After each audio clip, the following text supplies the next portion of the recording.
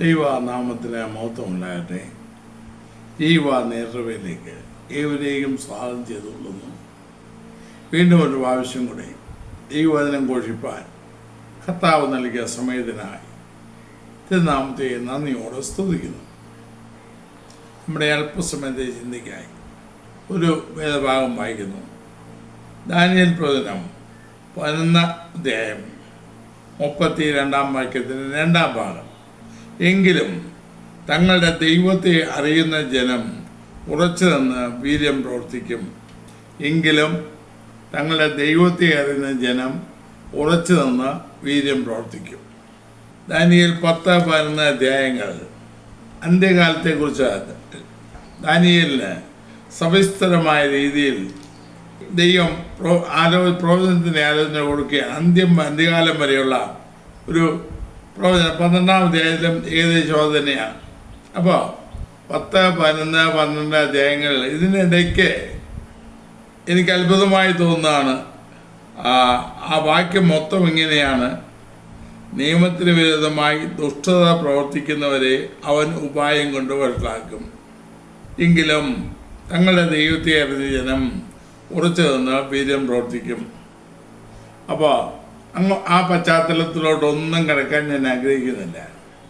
2-3 പ്രധാന ചിന്തകൾ ശ്രദ്ധയിൽ കൊണ്ടുവരാനാണ് ഞാൻ ഇതിൽ നിന്ന് ഉദ്ദേശിക്കുന്നത്. ദൈവത്തെ അറിയുന്ന ജനം. അപ്പോൾ ഏത് രീതിയിൽ കാലഘട്ടം എത്ര മാറിയാലും അനേക സംഭവങ്ങൾ സഹസ്രാബ്ദങ്ങൾക്കിടയിലുള്ള അനവധി സംഭവങ്ങൾ അവിടെയുണ്ട്. അതിലൊന്നും പോകാൻ ഞാൻ ആഗ്രഹിക്കുന്നില്ല. അതിനിടയിലും തങ്ങളുടെ ദൈവത്തെ അറിയുന്ന ജനം ഉറച്ചു നിൽക്കും, അവർ വീര്യം പ്രവർത്തിക്കും. 2 പത്രോസ് 1 അധ്യായം 12 വാക്യത്തിൽ, അതുകൊണ്ട് നിങ്ങൾ അറിഞ്ഞവരും ലഭിച്ച സത്യത്തിൽ ഉറച്ചു നിൽക്കുന്നവരും എന്ന് വരികിലും നിങ്ങളെ എപ്പോഴും ഓർപ്പിക്കുവാൻ ഞാൻ ഒരുങ്ങിയിരിക്കും. അറിഞ്ഞവരും ഉറച്ചു നിൽക്കുന്നവരും, അറിഞ്ഞവരും ലഭിച്ച സത്യത്തിൽ ഉറച്ചു നിൽക്കുന്നവരും. ആർക്കാണ് ഉറച്ചു നിൽക്കുവാൻ കഴിയുക?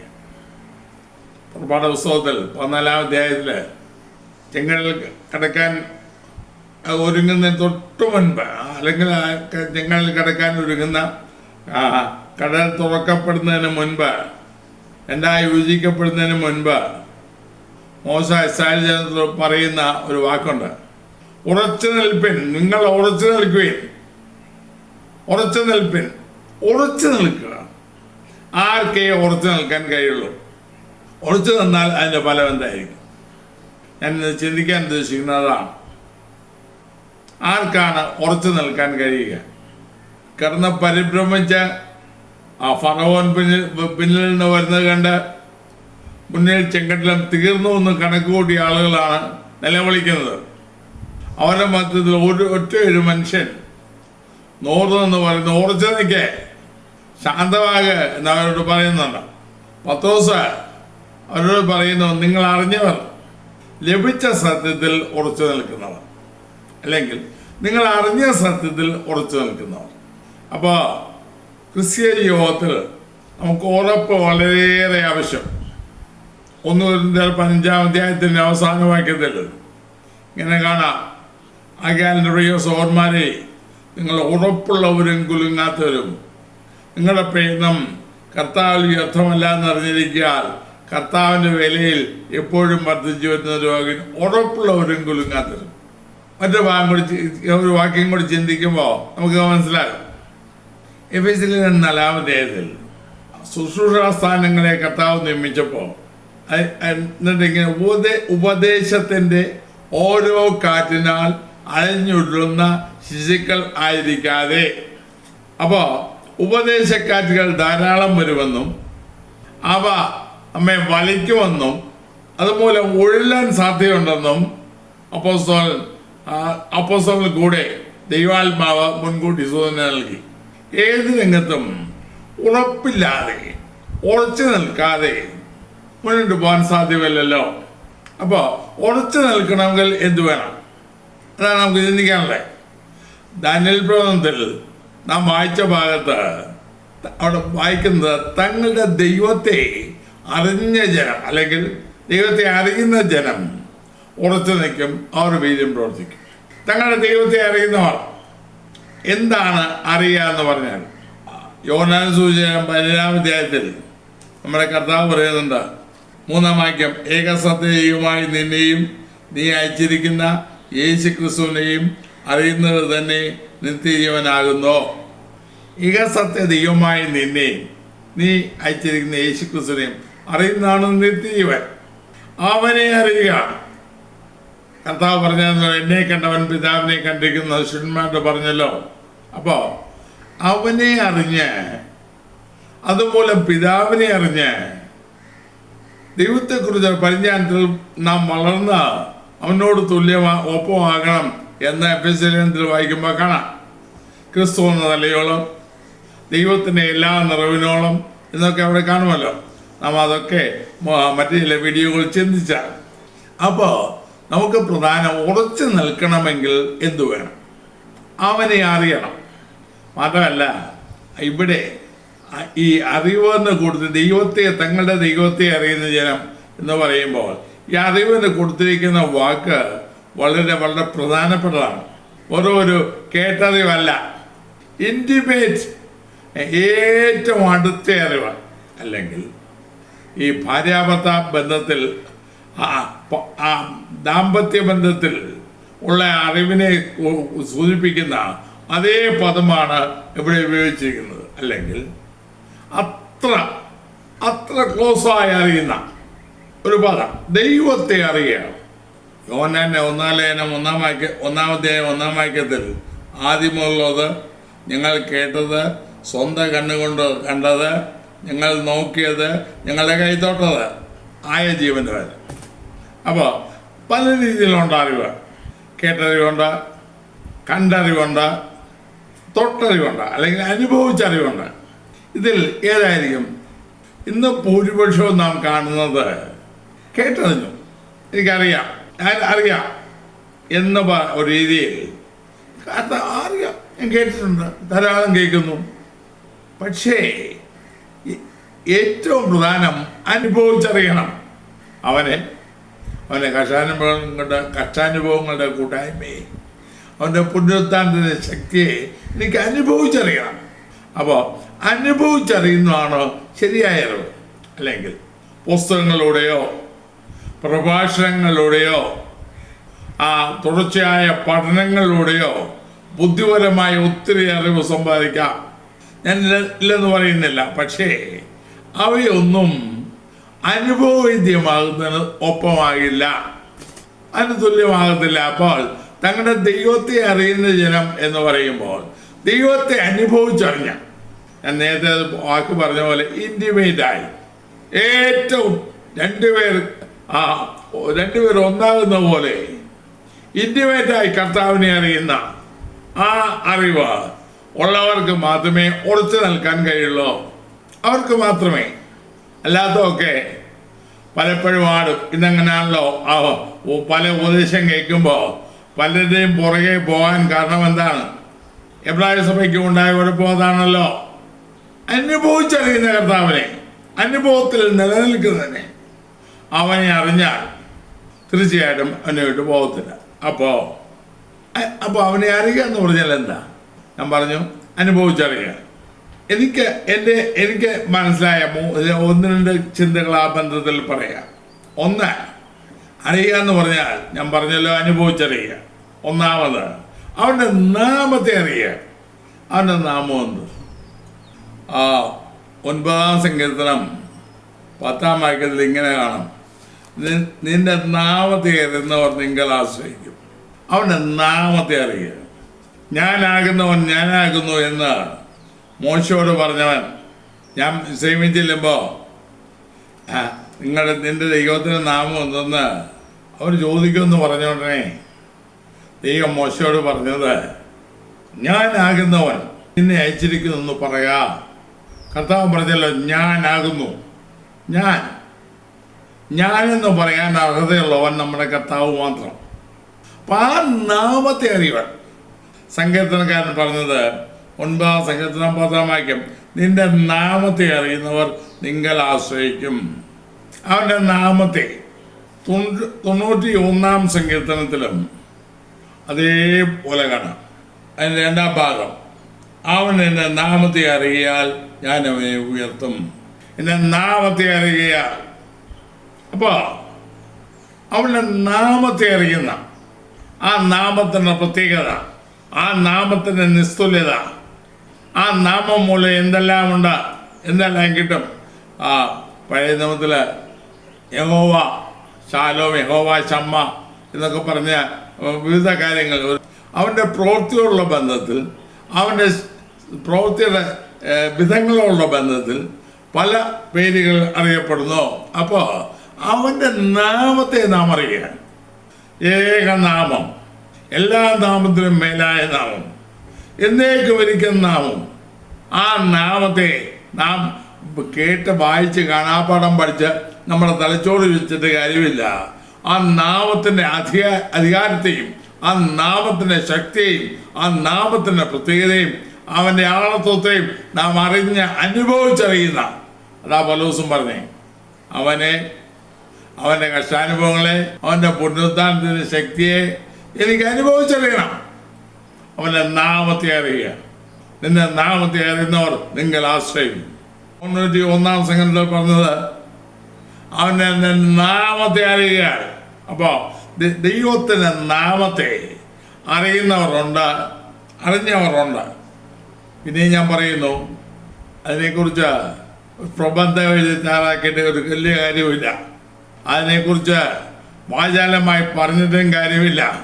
ആ നാമത്തിന് അർഹിക്കുന്ന സ്ഥാനം കൊടുത്ത് 96 സങ്കീർത്തനത്തിലുണ്ടല്ലോ, യഹോവയ്ക്ക് അവൻ്റെ നാമത്തിന് തക്ക മഹത്വം കൊടുപ്പീൻ. അപ്പോൾ അവൻ നിസ്തുല്യമായ നാമം. മലാക്കിയിൽ 1-ാം അധ്യായത്തിലും വായിക്കുന്നതാണല്ലോ, അതിന് തുല്യമായി വേറൊരു നാമവുമില്ല. അപ്പോൾ നിസ്തുലമായ ആ നാമത്തിന് തക്ക മഹത്വം കൊടുത്ത് ആ നാമത്തെ അറിഞ്ഞ് ആ നാമത്തിൻ്റെ ശക്തി അനുഭവിച്ചറിഞ്ഞ് നാം നിൽക്കുന്നുവെങ്കിൽ ഞാൻ അവനെ അറിഞ്ഞു എന്ന് പറയാം. യേശുക്രിസ്തുവിന്റെ നാമത്തിൽ ഞാൻ ദൈവബദലായി, യേശുക്രിസ്തുവിന്റെ നാമത്തിൽ വിശ്വസിക്കാൻ മൂലമായി ദൈവകൃപ ഞാൻ അനുഭവിച്ചു. ദൈവകൃപയ്ക്ക് പാത്രമായി അവൻ്റെ നാമം മൂലമാണ് ഇതെല്ലാം എനിക്ക് കിട്ടിയത്. 2, അവൻ്റെ വഴികളെ അറിയുക. അവൻ്റെ വഴികളെ 95-ാം സങ്കീർത്തനം 10-ാം വാക്യത്തിൽ ഇങ്ങനെ കാണാം, അവർ തെറ്റിപ്പോകുന്ന ഹൃദയമുള്ള ഒരു ജനമെന്നും എൻ്റെ വഴികളെ അറിഞ്ഞിട്ടില്ലാത്തതും എന്ന് ഞാൻ പറഞ്ഞു. ദൈവത്തിൻ്റെ വഴി അറിയാത്ത 103-ാം സങ്കീർത്തനത്തിൻ്റെ 7-ാം വാക്യത്തിൽ അവൻ തൻ്റെ വഴികളെ മോശയെയും തൻ്റെ പ്രവൃത്തികളെയും ഇസ്രായേൽ മക്കളെയും അറിയിച്ചു എന്ന് നമുക്ക് കാണാം. അതായത് ഞാൻ മുൻപ് ഒരു വീഡിയോ ചെയ്തതാണ്, അതുകൊണ്ട് അതിൻ്റെ ഒറ്റ വിശദാംശങ്ങളോട്ട് കിടക്കുന്നില്ല. ഇസ്രായേലിന് അവൻ്റെ വഴികളെ അറിയാൻ കഴിഞ്ഞില്ല. എന്നാൽ മോശ ദൈവത്തിൻ്റെ വഴി അറിഞ്ഞു. ആ വഴി അറിഞ്ഞവൻ ആ വഴിയിൽ നടന്നു. ഇസ്രായേലിൻ്റെ പ്രവൃത്തി ഇന്നത്തെ കാലത്തുള്ള പോലെ പ്രവൃത്തി മതി. അത്ഭുതങ്ങൾ, അടയാളങ്ങൾ എവിടുന്നാ വരുന്നതെന്നും അറിയില്ല. പലപ്പോഴും അത്ഭുതങ്ങളുടെ പുറകെ ഞാൻ പോകുന്നല്ലോ, വീര്യപ്രവർത്തികളുടെ പുറകെ നാം പോകുന്നല്ലോ. അവിടെയാണ് ദൈവശക്തി കാണപ്പെടുന്നതെന്ന് നാം പൊതുവെ ജനം ധരിക്കുന്നല്ലോ. എന്നാൽ അവൻ ദൈവത്തെ സംബന്ധിച്ചിടത്തോളം തൻ്റെ പ്രവൃത്തികളേക്കാൾ വലുത് തൻ്റെ വഴിയാണ്. അപ്പൊ ദൈവത്തിൻ്റെ വഴികളെ അറിയുന്ന, ദൈവത്തിൻ്റെ വഴികളെ മനസ്സിലാക്കുന്ന, ആദ്യം ദൈവത്തിൻ്റെ വഴിയും പിന്നീട് ദൈവത്തിൻ്റെ പ്രവൃത്തി. കാരണം ദൈവത്തെ സംബന്ധിച്ചോളം ദൈവത്തിൻ്റെ വഴിയാണ് പ്രധാനം. ആ വഴിയിൽ നമ്മെ കൊണ്ടുചെല്ലാൻ തൻ്റെ പ്രവൃത്തികളും കാരണമാകാം. മാത്രമല്ല, വഴിയിൽ നടക്കുന്നവനാണ് അവൻ്റെ പ്രവൃത്തി വെളിപ്പെടുന്നത്, അല്ലെങ്കിൽ അവനെയാണ് തൻ്റെ പ്രവൃത്തിക്കായി ദൈവം ഉപയോഗിക്കുന്നത്. അത് നാം അതൊന്നും ശ്രദ്ധിക്കാൻ സമയമില്ലല്ലോ, അതൊന്നും അറിയാൻ നമുക്ക് താല്പര്യമില്ല. അപ്പോൾ അവൻ്റെ വഴികളെ അറിയുക. ദൈവത്തെ അറിയുക എന്ന് പറഞ്ഞാൽ ദൈവത്തിൻ്റെ നാമത്തെ അറിയുക, അവൻ്റെ വഴികളെ അറിയുക. അവൻ്റെ അടുത്ത 3-ാമത് എനിക്ക് പറയാനുള്ളത് അവൻ്റെ സ്വഭാവത്തെ അറിയുക. എബ്രായർ ലേഖനം 13-ാം അധ്യായം 8-ാം വാക്യത്തിൽ യേശുക്രിസ്തു ഇന്നലെയും ഇന്നും എന്നേക്കും അന്യൻ തന്നെ. യാക്കോബ് 1-ാം അധ്യായത്തിലും കാണാം, അവന് ആച്ഛാദനമോ ഗതിവേദത്താളോ മരമോ ഇല്ല. അവന് ആച്ഛാദനമില്ല, അല്ലെങ്കിൽ മാറാത്തവൻ, ഇമ്മ്യൂട്ടബിൾ, ഒരിക്കലും നീക്കം വരാത്തവൻ. അങ്ങനെയുള്ള ദൈവത്തെയാണ് അറിയുവാൻ നമുക്ക് ഭാഗ്യം തന്നത്. പക്ഷേ നിർഭാഗ്യവശാൽ ആ ദൈവത്തെ അറിയാൻ നാം മനസ്സ് കാണിക്കുന്നില്ലല്ലോ. നിത്യനായ, മാറാത്ത, അനന്യനായ, അതുല്യനായ, സർവശക്തനായ അബ്രഹാമിനോട് പറഞ്ഞെങ്ങനെ, ഞാൻ സർവശക്തിയുള്ള ദൈവമായ യഹോവയാകുന്നു. മോശയോട് ഞാനെന്ന നാമമുള്ളവൻ, ഞാനാകുന്നവൻ, ഞാനാകുന്നു. അവൻ്റെ നാമം ധരിക്കാനാണ് നാം വിളിക്കപ്പെട്ടത്. തൻ്റെ നാമത്തിനൊരു ജനത്തെ എടുത്തുകൊള്ളുവാൻ ദൈവത്തിന് പ്രസാദം തോന്നിയെന്ന് അപ്പോസ്തല പ്രവൃത്തികൾ യാക്കോബ് പറയുന്നുണ്ട്. അപ്പോൾ അവൻ്റെ സ്വഭാവം അവനെ പോലെ ദൈവം സ്നേഹമാകുന്നോ, അവനെ പോലെ സ്നേഹിക്കുന്ന, അവനെ പോലെ ക്ഷമിക്കുന്ന. ഈ നിനവേക്കാര് മനസാന്തരപ്പെട്ട് കഴിഞ്ഞപ്പോൾ യോനായ്ക്കൊരു മനസാന്തരപ്പെട്ടതാണ് അവന് കുഴപ്പം. യോനായ്ക്കൊരു വിലാപത്തിൻ്റെ ഒരു ദയനീയമായ വാക്കുകൾ, നീ കരുണയും കൃപയും ദീർഘക്ഷമയും മാതയുമുള്ള ദൈവമെന്ന് എനിക്കറിയാം. അപ്പോഴും അത് അംഗീകരിക്കാൻ ഒരു ബുദ്ധിമുട്ടാണ്. മാത്രമല്ല, അതിനെ പോലെ വിശ്വസ്തനാരുണ്ട്. നിങ്ങളെ വിളിക്കുന്നവൻ വിശ്വസ്തനാകുന്നോ അവനത് ചെയ്യും. പൗലോസ് തൻ്റെ സ്വാനുഭവത്തിൽ പറഞ്ഞു, ഞാൻ ആരെ വിശ്വസിച്ചിരിക്കുന്നു എന്ന് ഞാൻ അറിയുന്നു. ഞാൻ ആരെയാണ് വിശ്വസിച്ചിരിക്കുന്നതെന്ന് എനിക്കറിയാം. അവൻ എൻ്റെ ഉപനിധി, അല്ലെങ്കിൽ ഞാൻ അവനെ ഏൽപ്പിച്ചത് ആ ദിനം വരെ സൂക്ഷിപ്പാൻ ശക്തനെന്ന് ഞാൻ ഉറച്ചുമിരിക്കുന്നു. 2 തീമോഥെയോസ് 1:12 അവനെ പോലെ വിശുദ്ധൻ, അവനെ പോലെ നീതിമാൻ, അവനെ പോലെ കണ്ണീറുള്ളവൻ, അവനെ പോലെ കൃപയുള്ളവൻ വേറെ ആരുണ്ട്? ആ വർണ്ണിക്കാൻ പോയാൽ, അവൻ്റെ സ്വഭാവങ്ങൾ വർണ്ണിക്കാൻ പോയാൽ വാക്കുകൾ കിട്ടത്തില്ലല്ലോ.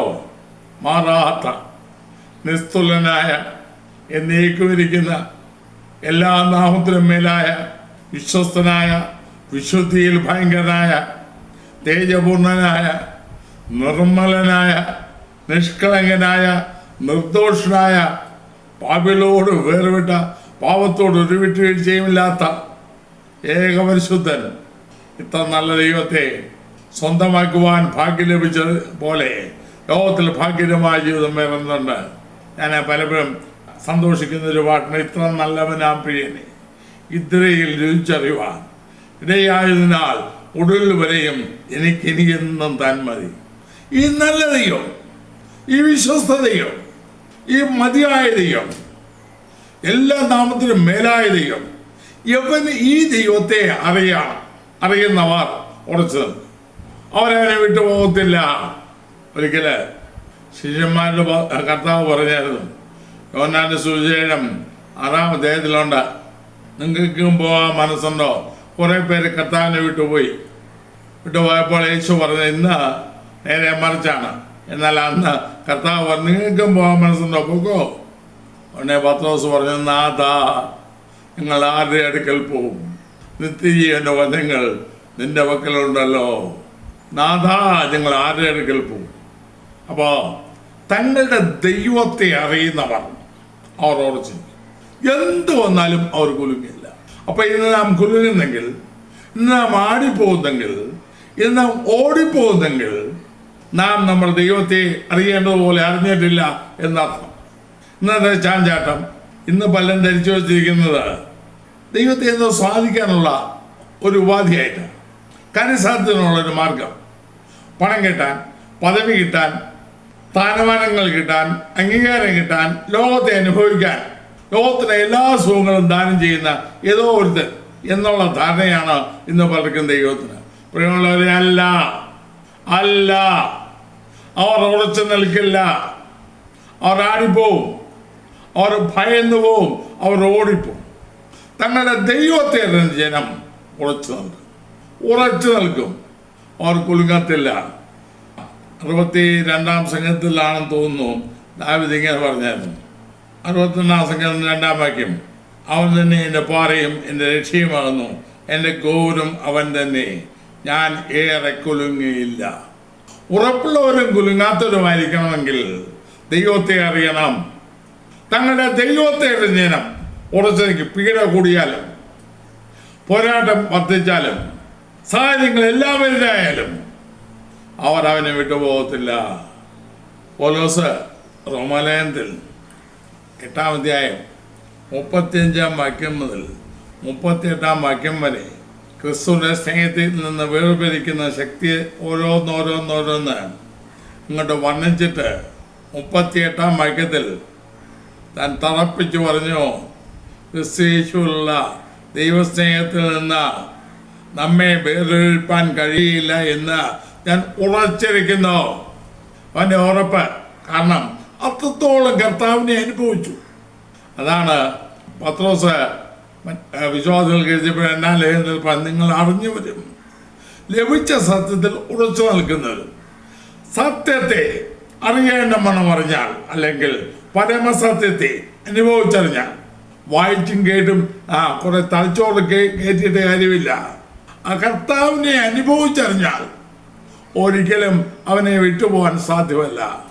ഇന്ന് യേശുവിനെ അറിയേണ്ട പോലെ അറിയാത്ത ഒരു തലമുറ, അതിനെ മെനക്കെടാത്ത ഒരു തലമുറ ഉടലെടുത്തിരിക്കുന്നു. അവരവൻ്റെ നാമം ഉപയോഗിച്ച് പലതും കാണിക്കും, പല വിഭ്രതികളും കാണിക്കും. വാസ്തവം പറഞ്ഞാൽ ദൈവികമല്ല, അതെല്ലാം സാത്താന്യമാണെന്ന് ദൈവത്തിന്റെ വെളിച്ചത്തിൽ ഞാൻ പറയുള്ളൂ. അവനെ അറിയുന്ന ജനം ഉറച്ചു നിൽക്കും. ലഭിച്ച സത്യത്തിൽ, അറിഞ്ഞ വെളിച്ചത്തിൽ, അറിഞ്ഞതിൽ അവർ ഉറച്ചു നിൽക്കും. ഒരു ശക്തിക്കും അവരെ വേർപിരിപ്പാൻ കഴിയില്ല. അവൻ്റെ നാമത്തെ അറിഞ്ഞവർ, അവൻ്റെ വഴികളെ അറിഞ്ഞവർ, അവൻ്റെ സ്വഭാവത്തെ അറിഞ്ഞവർ അവനെ വിട്ടു പോകില്ല. കാരണം അവരുടെ ജീവിതം അതാണ്, അതിലാണ്. അവനെ വിട്ട പത്രോസ് പറഞ്ഞ വാക്ക് യോഹന്നാന്റെ സുവിശേഷം 6-ാം അധ്യായത്തിലുണ്ടല്ലോ, നാഥ ഞങ്ങൾ ആരുടെ അടുക്കൽ പോകും? നിത്യന്റെ വചനങ്ങൾ നിന്റെ പക്കലുണ്ട്, നിങ്ങൾ പൊക്കോ എന്ന് പറഞ്ഞപ്പോൾ അവൻ പറയില്ല. മാത്രമല്ല പത്രോസിന്റെ ലേഖനത്തിൽ അവനെ പറയുമ്പോൾ ഞങ്ങൾ കെട്ടുകഥ വായിച്ചതല്ല, കേട്ടതല്ല, മഹിമ കണ്ട സാക്ഷികളാണ്, ഞങ്ങളുടെ കണ്ണുകൊണ്ട് കണ്ടതാണ്. യോഹന്നാൻ കുറച്ചുകൂടെ കടന്നു പറഞ്ഞു, ഞങ്ങൾ തൊട്ടതാണ്, ഞങ്ങൾ അനുഭവിച്ചറിഞ്ഞാണ്. ഞാൻ ആരെ വിശ്വസിച്ചിരിക്കുന്നോ എന്നറിയുന്നു എന്ന് പൗലോസ് പറഞ്ഞെങ്കിൽ അവൻ അനുഭവിച്ച കർത്താവിനെയാണ്. അവൻ്റെ സ്വഭാവത്തെ, അവൻ്റെ സ്നേഹത്തെ, അവൻ്റെ വിശുദ്ധിയെ അനുഭവിച്ചറിഞ്ഞു. അവർക്ക് അവനെ വിട്ടുപോകാൻ സാധ്യമല്ല. ഒരു ശക്തിക്കും അവരെ വേർപിരിക്കാൻ സാധ്യമല്ല. അവർ പിരിയത്തില്ല, അവനെ വിട്ടുപോകില്ല. ഇന്നോ നിസ്സാര കാര്യങ്ങൾക്ക് വേണ്ടി, അല്പമായ ലോക ഇൻപങ്ങൾക്ക് വേണ്ടി കർത്താവിനെ വിട്ടുകളയുന്ന, അവൻ്റെ നാമത്തെ ത്യജിക്കുന്ന, അവൻ്റെ നാമത്തെ ഉപേക്ഷിക്കുന്ന, അവൻ്റെ നാമത്തെ അല്പമായി എണ്ണുന്ന, തുച്ഛീകരിക്കുന്ന വ്യർത്ഥകാര്യങ്ങൾക്ക് വേണ്ടി അവൻ്റെ നാമത്തെ ഉപയോഗിക്കുന്ന ആളുകളുടെ എണ്ണം വർദ്ധിക്കുകയല്ലേ? അനുഭവത്തിലില്ല. വേറെ എന്തോ കുറെ കേട്ടിട്ടുണ്ട്, എന്തോ കുറെ വായിച്ചിട്ടുണ്ട്, എന്തോ കുറെ അവരുടെ തലച്ചോറിൽ എന്തോ ഒക്കെ ഉണ്ട്. പക്ഷേ അവരെ അനുഭവത്തിലറിഞ്ഞില്ല. കർത്താവിനെ അനുഭവിച്ചറിഞ്ഞ, യഥാർത്ഥമായ എൻ്റെ സ്നേഹം രുചിച്ചറിഞ്ഞ ഒരു വ്യക്തിയും അവനെ വിട്ടുപോകില്ല. മറ്റു കാര്യം കൊണ്ട് എനിക്ക് പറയാനുണ്ട്. അവനെ അറിഞ്ഞവർ, അവനെ ഞാൻ അറിഞ്ഞു എന്ന് പറയുന്നല്ലോ, അതിൻ്റെ അടയാളം എന്തായിരിക്കും? ഒരു വീഡിയോയിൽ ഇതെല്ലാം ഉൾപ്പെടുത്താൻ എനിക്ക് പറ്റാത്തതുകൊണ്ട് അവനെ അറിഞ്ഞവർ ഒരു 2-ാം ഭാഗമായി ചെയ്യുവാൻ ഞാൻ ഉദ്ദേശിക്കുന്നു, അല്ലെങ്കിൽ ഒരുപാട് നീളമായി പോകും. മാത്രമല്ല, ഇതുകൂടെ പറഞ്ഞ് ഞാൻ അവസാനിപ്പിക്കാം. ഈ ലോകത്തിൽ നാം എന്താണ് നമുക്ക് പ്രധാനം? യെരമ്യാവ് 9-ാം അധ്യായത്തിൽ എന്തിൽ പ്രശംസിക്കണം എന്ന് വ്യക്തമായി പറയുന്നുണ്ട്. 23-24 യഹോവ ഇപ്രകാരം അരുളിച്ചെയ്യുന്നു, ഞാൻ തന്നെ ജ്ഞാനത്തിൽ പ്രശംസിക്കരുത്, ബലവാൻ തന്നെ ബലത്തിലും പ്രശംസിക്കരുത്, ധനവാൻ തന്നെ ധനത്തിലും പ്രശംസിക്കരുത്. പ്രശംസിക്കുന്നവനോ യഹോവയായ ഞാൻ ഭൂമിയിൽ ദയയും ന്യായവും നീതിയും പ്രവർത്തിക്കുന്നു എന്നിങ്ങനെ എന്നെ ഗ്രഹിച്ചറിഞ്ഞാൽ തന്നെ പ്രശംസിക്കട്ടെ. മനുഷ്യൻ്റെ പ്രശംസ, വലിയ പാണ്ഡിത്യം, അല്ലെങ്കിൽ വലിയ ജ്ഞാനവൻ്റെ ജ്ഞാനത്തിൽ പ്രശംസിക്കുക, ബലത്തിൽ പ്രശംസിക്കുക, ധനത്തിൽ പ്രശംസിക്കുക. പക്ഷേ ലോകത്തിൽ നാം കാണുന്നതാണ്, ധനത്തിലും ബലത്തിലും ജ്ഞാനത്തിലും ഊറ്റം കൊള്ളുന്ന ഒരു സമൂഹത്തെ നമുക്ക് കാണാം. എന്നാൽ കൂടെ ദൈവം ഇങ്ങനെ പറഞ്ഞു, 24-ാം വാക്യം, യഹോവയായ ഞാൻ ഭൂമിയിൽ ദൈവം ന്യായവും നീതിയും പ്രവർത്തിക്കുന്നു എന്നിങ്ങനെ എന്നെ ഗ്രഹിച്ചറിയുന്നതിൽ തന്നെ പ്രശംസിക്കുന്നു. പ്രശംസിക്കാനുള്ളത് അവനെ അറിയുന്നതിലാണ്. അപ്പോൾ ദൈവത്തെ അനുഭവിച്ചറിയുവാൻ, രുചിച്ചറിയുവാൻ അവൻ നകന്നുപോയ മനുഷ്യന് ദൈവം ഒരു വഴിയൊരുക്കിയിരിക്കെ കർത്താവായ യേശുവിലൂടെ ക്രിസ്തു മൂലം ദൈവസ്നേഹവും ദൈവിക വിശുദ്ധിയും ദൈവിക പരിപൂർണതയും ദൈവിക സമ്പത്തും ദൈവിക സംസർഗവും അനുഭവിച്ചറിഞ്ഞ് അവനോട് ചേർന്നത്. നാം അങ്ങനെ നിൽക്കുമ്പോൾ അത് അടുത്ത് വേറൊരു കാര്യം നടക്കും. അവർ ഉറച്ചു നിൽക്കും. ഉറച്ചു നിൽക്കുന്നവർ വെറുതെ നിൽക്കുകയില്ല, അവർ വീര്യം പ്രവർത്തിക്കും. ഞാൻ പറഞ്ഞല്ലോ, ദൈവത്തെ അനുഭവിച്ചറിയുന്നവൻ്റെ ലക്ഷണം എന്താണെന്ന് 5-6 കാര്യങ്ങൾ പറയാനുണ്ട്. അത് കർത്താവിന് ചോദിച്ചാൽ മറ്റൊരു വീഡിയോ ആയിട്ട് നമുക്ക് ചിന്തിക്കാം. ഒരു പ്രാവശ്യം കൂടെ ഞാൻ ഈ വാക്കുകളൊന്ന് ഉദ്ധരിച്ചോട്ടെ. എങ്കിലും തങ്ങളുടെ ദൈവത്തെ അറിയുന്ന ജനം ഉറച്ചു നിന്ന വീര്യം പ്രവർത്തിക്കും. കാലം എങ്ങനെയായാലും, കാലത്തിലായാലും മറ്റു രീതിയിലായാലും, എത്ര വിജ്ഞാനപരമായ ലോകം വികസിച്ചാലും ദൈവത്തെ അറിയുന്ന ജനം അതിലൊന്നും ഇളകിപ്പോകത്തില്ല. അവർ ഉറച്ച് അവനെ അറിഞ്ഞു പോയോ, അവൻ്റെ നാമത്തെ അറിഞ്ഞ്, അവൻ്റെ വഴികൾ അറിഞ്ഞ്, അവൻ്റെ സ്വഭാവം അറിഞ്ഞ് അവനോട് പറ്റിച്ചേർന്നു അറിയുന്നതുപോലെ അവനെ അറിഞ്ഞ് അതിൽ ഊറ്റം കൊണ്ട് എൻ്റെ ദൈവത്തെ അറിയുന്നു എന്ന് പറയുന്നതിൽ അതിൽ പ്രശംസിക്കൽ തെറ്റില്ലല്ലോ. പൗലോസ് പറഞ്ഞല്ലോ, എനിക്കോ നമ്മുടെ കർത്താവായ യേശുക്രിസ്തുവിന്റെ ക്രൂശിൽ അല്ലാതെ പ്രശംസിപ്പാൻ ഇടവരുത്. ക്രൂശിൽ പ്രശംസിക്കുന്ന, കർത്താവിൽ പ്രശംസിക്കുന്നവൻ കർത്താവിൽ പ്രശംസിക്കട്ടെ.